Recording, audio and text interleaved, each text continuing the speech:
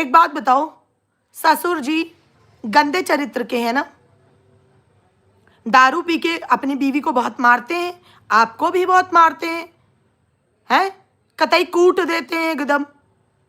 मैं नहीं कह रही, आपने बताया है और आपके लोगों ने बताया है ना, कूट देते हैं ना, तो वहां क्यों जाओ? आप क्यों रोटी देना है उन्हें? मैं ग्राउंड लेवल पे बात बता रही हूं कि एक इंसान जब घर से चला गया और उसने आपसे इस तरह की दुश्मनी की कोशिश की कि आपके कैरेक्टर तक की बात कर दी, दोबारा बिल्कुल साथ मत रहिए, बिल्कुल भी साथ मत रहिए, क्योंकि ये कोई नहीं बता सकता कि ये साथ रहना दोबारा का क्या, ये मान लो जो चीज अब तक आपके लिए प्रूफ नहीं बने उससे भी डबल प्रूफ बन जाएंगे और आप प्रूफ नहीं कर पाएंगे।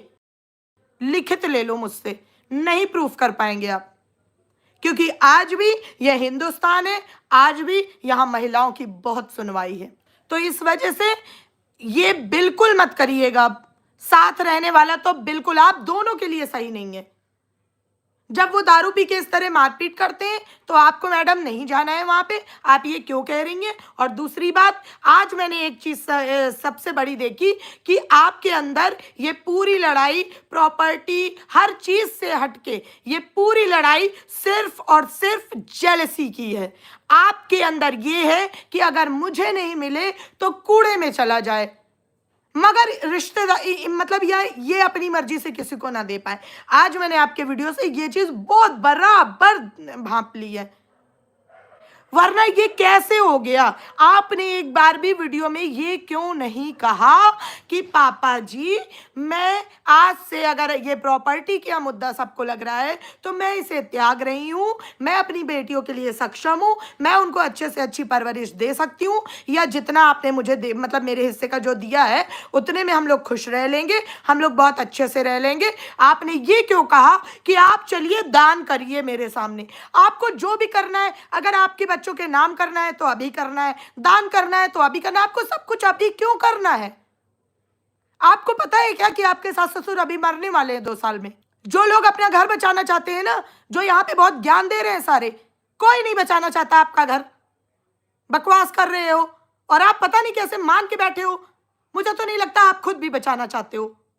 जो घर बचाना चाहता है ना, वो हाथ पैर सिकोड़ के चुपचाप बैठ जाता है कि अभी इतना बवाल फैला है, लोगों ने इतने सास ससुर के कान भर रखे हैं, मेरे कान भर रखे हैं, किसी के भी भर रखे हैं, थोड़े दिन उनको छोड़ देते हैं, वो मेरे व्यवहार से खुद आइडिया लगा लेंगे कि मैं कितनी सही हूं और मैं कितनी गलत हूं। एक बार अपने, कई बार जो जबान नहीं कर पाती वो आपके कर्म करके दिखाते हैं। ग्राउंड लेवल पे काम तो करिए। अरे आपको सब्र नहीं हो रहा है? बच्चों को बड़ा होने दो, जब बड़ी होंगी दादा दादी के जाके हाथ पे मतलब गले से लिपटेंगी। आपको भरोसा नहीं है क्या? खून खून की तरफ ही दौड़ता है, हमेशा याद रखना मेरी बात, ये मैं अपने पर्सनल एक्सपीरियंस से बता रही हूं। लेकिन आपको सब्र करना ही नहीं है, आपको जो करना है अभी करना है। क्यों करना है? और देवी जी ये बार बार आके क्यों गिराती हो यार? मैं कहती हूं अगर वो दारू भी पीते होंगे आपको बोलना जरूरी था? आप बोल दोगे कि उन्होंने मुझे बोल दिया कि सपना नाम की बीमारी, तो मैं उसका बदला लेने आ गई थी। रिवेंज मोड से वापस आओ, जिस दिन ठोकर लगेगी इस रिवेंज मोड को इतना पछताओगी, इतना पछताओगी कि तुम सोच भी नहीं पाओगी। लोग जो बोल रहे हैं कि इनका कॉम्प्रोमाइज करवाएंगे, हाउ सैड, जब ट्रस्ट चला जाए तो। नहीं, ट्रस्ट की बात नहीं है अमिता जी, ये बहुत बड़ी कॉन्स्पिरेसी भी हो सकती है। इनको साथ नहीं रहना चाहिए। मैं एक के लिए नहीं, दोनों के लिए बोल रही हूँ, और उन बुजुर्ग माँ बाप के लिए तो ज्यादा बोल रही हूँ। इनको बिल्कुल साथ अब नहीं रहना चाहिए, किसी भी कीमत पे नहीं, क्योंकि ये लोग जितना कान भरने में है ना इस टाइम, किसी के साथ भी कुछ भी बहुत बड़ा वाला गलत हो सकता है। इनको बिल्कुल साथ नहीं रहना चाहिए। और ये मैं ग्राउंड लेवल की रियलिटी बता रही हूँ, वाईटी की हवा हवाई नहीं, ये ग्राउंड लेवल की रियलिटी बता रही हूँ। इनको बिल्कुल साथ नहीं रहना चाहिए। कोई किसी पे ऐसा इल्जाम लगा देगा ना कि धो ही नहीं रहेगी, पूरी जिंदगी धोते रहोगे, और कितना भी पैसा लगा लेना धो नहीं पाओगे। अब मैं बहुत इनडायरेक्ट बात बता रही हूँ, समझो तो अच्छी बात है, ना समझो तो अपना अपना काम करो। मेरा क्या है। और इसमें जो ये बोल रहे हैं, ये क्या बताऊं, कुछ लोग तो इतने घटिया हैं कि अपनी पर्सनल खुन्नस आके निकाल रहे हैं अब। अरे यार शर्म करो, बद्दुआ नहीं, बद्दुआ लगेगी तुम सबको जो तुम अपनी भी लड़ाई इसी लड़ाई में समाहित करे हो। और मैं आपको यही सलाह दूंगी, अगर आपको एक जेन्युइन सलाह चाहिए तो सब्र कर जाओ। अभी आपके पास खाने पहनने ओढ़ने की तो दिक्कत है नहीं, अभी तो आपकी पूरी जायदाद बिकी नहीं जा रही है। अरे एक बार सब्र तो करके देखो, अगर वो जब आपके बच्चों को छोड़ के किसी और को देंगे, समाज धिक्कारेगा उनको कि देखो बहू बैठी है, बहू इतना सब कुछ कर रही है और ये चले हैं दूसरे को देने। आप पहले ग्राउंड लेवल पे काम तो करिए। मगर आपका तो अलग ही है, करना धरना कुछ नहीं है, ढिंडोरा ढेर सारा पीटना है। अगर आज वो स्टेटमेंट भी बदल देना कि हाँ ठीक है इन्होंने नहीं गंदी नजर डाला था, मैंने तो ऐसे ही डिप्रेशन में बोल दिया था, क्योंकि भाई इनके यहाँ बहुत बड़े बड़े स्टेटमेंट बहकावे और डिप्रेशन में बोल दिए जाते हैं। हम लोग ऐसे बड़े बड़े स्टेटमेंट हमारे यहाँ डिप्रेशन में नहीं बोले जाते हैं, है ना। यहाँ पे वाईटी में मैंने देखा है कोई लब लपाटा जान जानू जनार्दन कर लेता है डिप्रेशन में, कोई किसी को कैरेक्टरलेस साबित कर देता है, कोई किसी को दारूबाज बना दे रहा है, कोई किसी को अश्लील बना दे रहा है, कोई ये बना। यहाँ पे बहुत बड़े बड़े स्टेटमेंट, कोई अगर अब वापस भी ले ले स्टेटमेंट, दोनों के बराबर कान भरे जा रहे हैं ग्राउंड लेवल की रियलिटी से कि इसमें किसको समय का इंतजार करना चाहिए। समय बहुत बड़ा बलवान होता है, और जो आपके कर्म का, मेरी बात मान के चलना, जो आपकी किस्मत का है ना, अगर वो बच्चों का है या किसी का भी है, जो जिसकी किस्मत का भगवान भी नहीं छीन पाता उससे, वो लिख के ले लो, भगवान भी नहीं छीन सकता।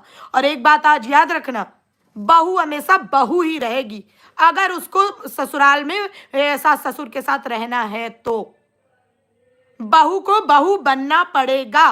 और एक जो पुरानी कहावत है ना, वो एकदम तीखी सच्चाई है, मान के चलना मेरी बात, कि दामाद कभी बेटा नहीं बन सकता और बहू कभी बेटी नहीं बन सकती, दोनों साइड से लिख के ले लो मेरी बात।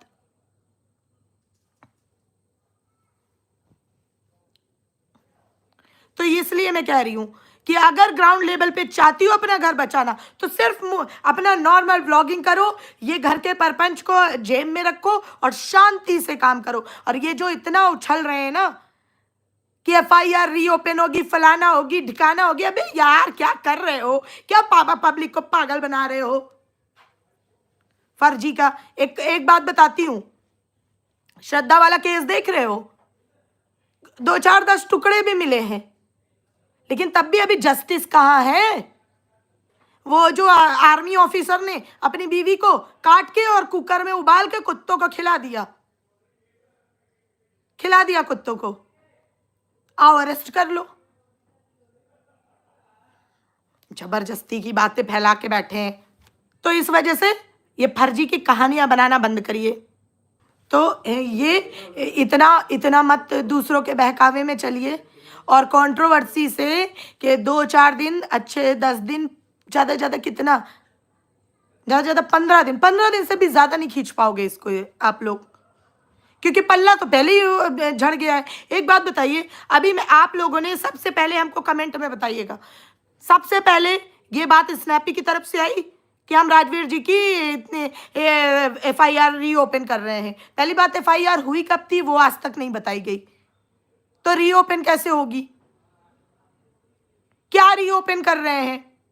क्योंकि अगर पहले FIR हुई थी तो उसकी जांच क्यों नहीं हुई? शुरू से तो मैं यही सुनती आ रही हूं कि इन लोगों ने कंसेंट नहीं दिया तो FIR नहीं हुई थी, तो रीओपन क्या हो रहा था?